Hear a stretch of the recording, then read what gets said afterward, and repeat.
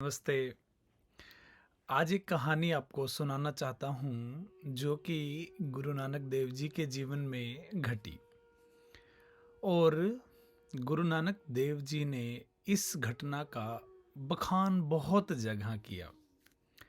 तो कहानी बड़ी सीधी सादी है और आपने सुनी भी होगी। गुरु नानक देव जी एक गांव में जा रहे थे। तो गुरु नानक देव जी मर्दाना के साथ में होते थे। और मर्दाना जो है अपना एक वाद्य यंत्र लेकर चलते थे। दोनों गाते बजाते थे और प्रेम का संदेश देते हुए पूरे जगत में घूमते थे। तो एक बार वो एक गांव में जा रहे थे। गांव में गए। गांव में पहले क्या होता था, गांव में बड़े बड़े द्वार होते थे। शहरों के बड़े बड़े द्वार होते थे, एंट्री पॉइंट्स जिनको बोलते थे। तो जैसे ही गुरु नानक देव और मर्दाना दोनों ही उस गांव में प्रवेश किया दोनों ने, तो गांव के जो लोग थे वो बहुत ही निकृष्ट तरह के लोग थे, बहुत ही घटिया सोच के लोग थे, बहुत ही निंदनीय लोग थे। तो जैसे ही उन्होंने उस गांव में प्रवेश किया तो लोगों ने गालियां देनी शुरू कर दी। लोगों ने बुरा बर्ताव शुरू कर दिया। जहाँ पे भी उन्होंने रुकना चाहा तो वहाँ पर लोगों ने विभिन्न तरह से उनको प्रताड़ित किया। तो रात वो किसी तरह गुजारी उन्होंने वहाँ पर, गुरु नानक देव और मर्दाना ने। तो सवेरे जब गुरु नानक देव और मर्दाना वहाँ से जाने वाले थे तो लोग फिर इकट्ठे हुए। तो गुरु नानक देव और मर्दाना जब निकलने वाले थे तो गुरु नानक देव ने उन लोगों को कहा, तुम्हारा बहुत बहुत शुक्रिया और तुम परमात्मा करे यहीं बसे रहो। तो गुरु नानक देव जी ने इतना कहा और वहाँ से चल पड़े। अब शाम हुई। गुरु नानक देव तो फकीर थे, दूसरे गांव में पहुँच गए। दूसरे गांव में पहुँचे, वहाँ पर बड़ा आदर सत्कार हुआ।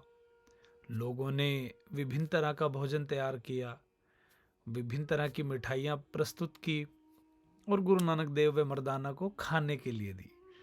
अच्छे से उनका रहने का इंतजाम किया। और अगले दिन जब सुबह हुई तो गुरु नानक देव जब वहाँ से विदा होने वाले थे तो गुरु नानक देव के सामने वो सभी लोग नतमस्तक हुए, उनको प्रणाम किया, उनको अपनी तरह से जो भी भेंट थी वो दी। तो जैसे ही गुरु नानक देव निकलने वाले थे तो उन्होंने उन लोगों को कहा कि तुम सब उजड़ जाओ, परमात्मा करे कि तुम सब लोग यहाँ से उजड़ जाओ। इतना कहकर गुरु नानक देव वहाँ से विदा ले लेते हैं। तो अब मर्दाना के लिए बड़ी अचंभे वाली बात थी कि जिन लोगों ने बुरा बर्ताव किया उनको तो गुरु नानक जी कह रहे हैं कि तुम बसे रहो, और जिन्होंने उनके साथ में बड़ा गंदा बिहेव किया था उन लोगों को तो बोल दिया कि तुम सब परमात्मा करे, भला करे, तुम बसे रहो। और जिन लोगों ने अच्छा उनके साथ बर्ताव किया उनको बोल दिया उजड़ जाओ। तो अब मर्दाना के लिए तो बड़ी अचंभे वाली बात थी। तो अब मर्दाना ने जब ये उसके दिमाग में उठक पटक हुई तो गुरु नानक देव जी को पूछा। दोपहर में पेड़ के नीचे सुस्ता रहे थे तो पूछा कि आपने भी बड़ी अजीब बात कर दी आज। तो जो लोग आपको प्रेम मोहब्बत से रख रहे थे उनको तो बोल दिया कि तुम उजड़ जाओ, जो आपके लिए खाना लेके आए, जिन्होंने रहने का अच्छा इंतजाम किया, उनको तो सबको आपने ये इतनी बड़ी बद्दुआ दे दी कि तुम उजड़ जाओ।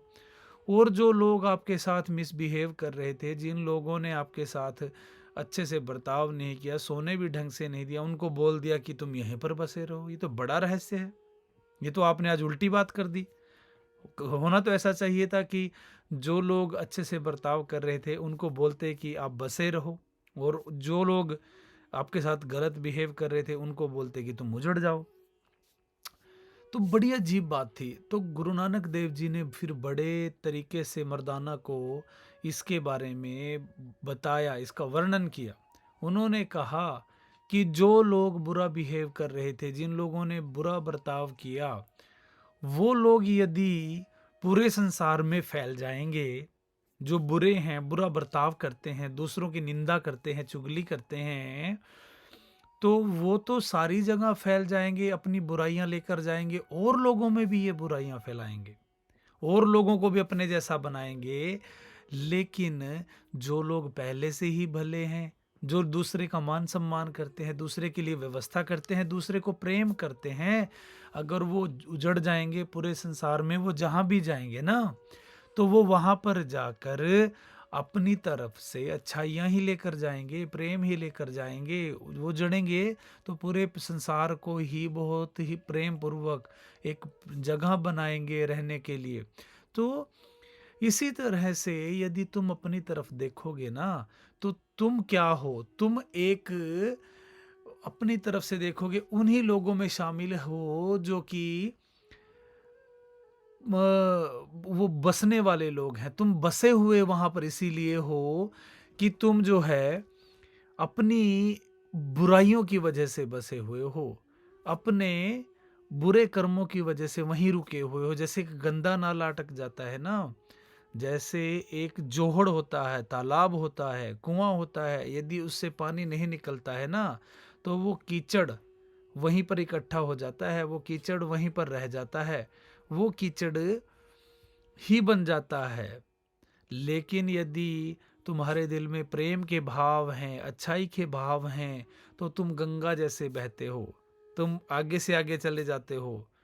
प्रकृति फिर तुम्हारा ख्याल रखती है, प्रकृति तुम्हें तरक्की करने का अवसर देती है, तुम्हें आगे बढ़ने का अवसर देती है।